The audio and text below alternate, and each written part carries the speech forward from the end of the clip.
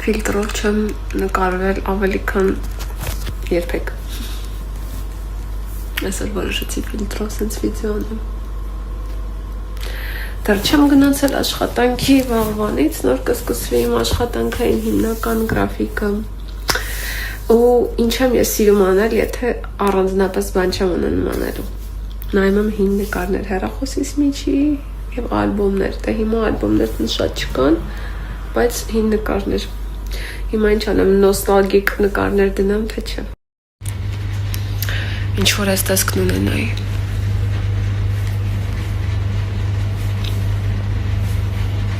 Սկուլաներից չեմ բողոքում, եթե անկեղծ։ Ես առասարակ միջամտություններ սիրող մարդ չեմ ինձ վրա։ Վախկոտ եմ շատ։ Ես ֆիլտրը շատ լավն է։ Մի իդեալական տեսք է դարձնում։ Շրթունքներս լիցքավորված չեն, իմն են։ Ատամները իմն են։ Քիթը վիրահատված է, այո։ Բայց իմ իսկական քթին գրեթե ոչ թե շատ նման, այլ նույնը, որովհետև ես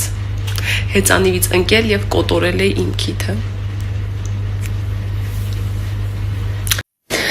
Բարի օր, բարի լույս սիրելի մարդիկ, թեև շատ առավոտյան եմ, բայց որոշեցի այսպես էլ շփվենք մի քիչ,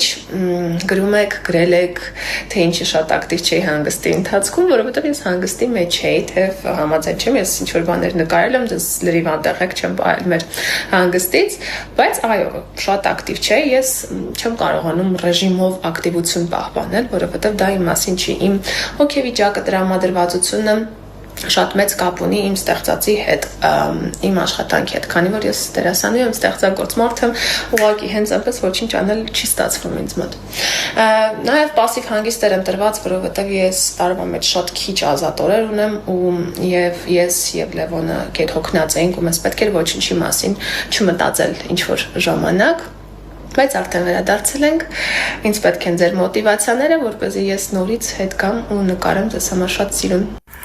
Բարի երեկո, ուրեմն մի բան պատմում շատ ծիծաղելի ու բարձրանում վերև։ Այսօր ես պատմում եմ իմ ծանոթներից մեկին, թե ես ոնց եմ ընդունվել Ռադիո Ավրորա աշխատանքի, թե ոնց եմ գնացել եւ ասել, որ շատ ուզում եմ դառնամ ռադիոհաղորդավար, ես դերասանուհի եմ մասնագիտությամբ, ու ոնց եմ ընդունվել աշխատանքի։ Մեկ էլ ինձ ասում են, վայ, բա մենք գիտենք, որ Ռադիո Ավրորան քո պապային է պատկանում, ու այդ մասին խոսում են շատ մարդիկ, եւ ոլորտից մեր, եւ ոլորտից դուրս, փաստորեն։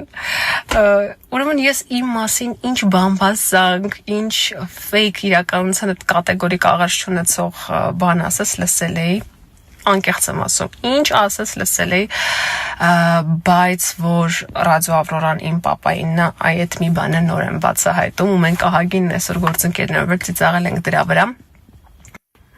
Հիմա ինչ եմ ուզում ասել սիրելիներ, սենց անեմ ինձ լավ տեսնեք, բամբասանքը մեր շուրջ բոլորն է, միշտ է, շատ է տեղի մի տվեք դրանց, նոր լսում էի Անի Քրիստիի Իմ լռություն երգը, դա իմ ամենասիրելի հայկական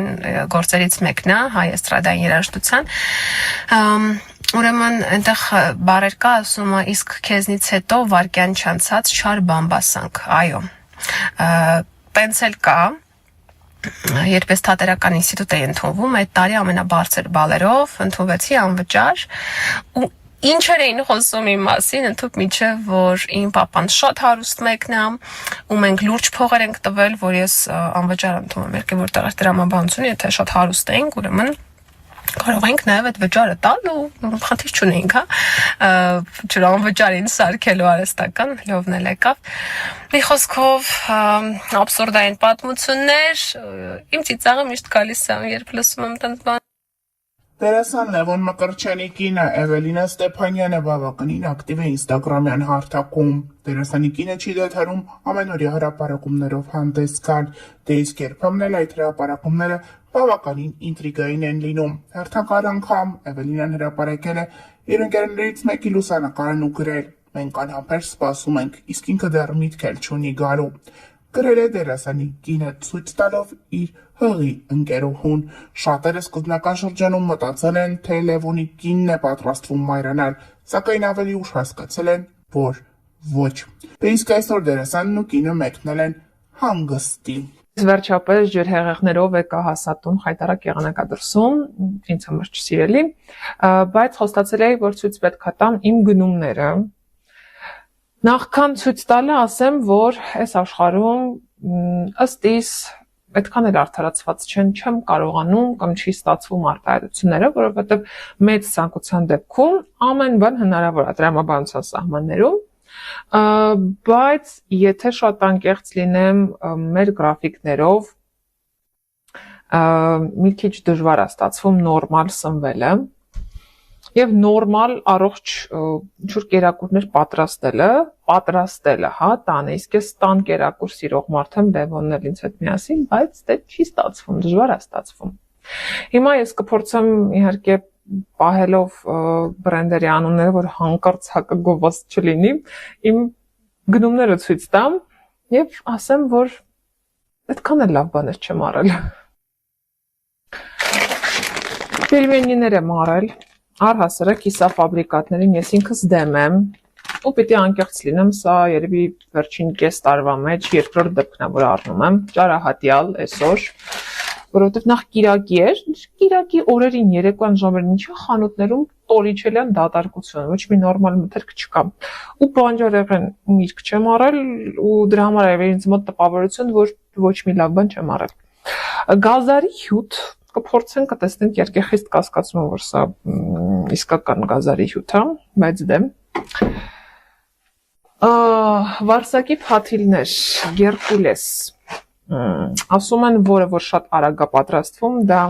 մեր իմացած լավ Գերկուլեսը չի, բայց ես հենց դա եմ վերցրել։ Լևոնի սիրելի